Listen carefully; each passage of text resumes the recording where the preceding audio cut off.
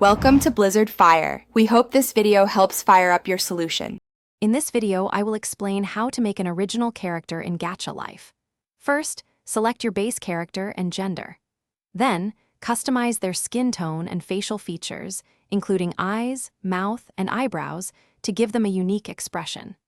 Don't forget to explore the wide range of hairstyles and colors available to truly bring your character's personality to life.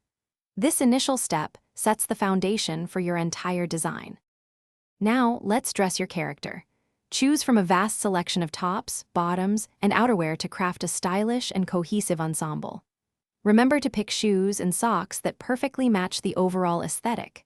Finally, enhance their look with fun accessories such as hats, glasses, or scarves, adding those crucial finishing touches that make your character truly stand out. With your character designed, it's time to bring them to life through posing and scene setting. Select a dynamic pose that perfectly captures their personality or current mood.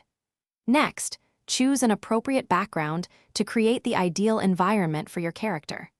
Remember to adjust their size and position within the scene for the best visual composition, making your creation truly pop.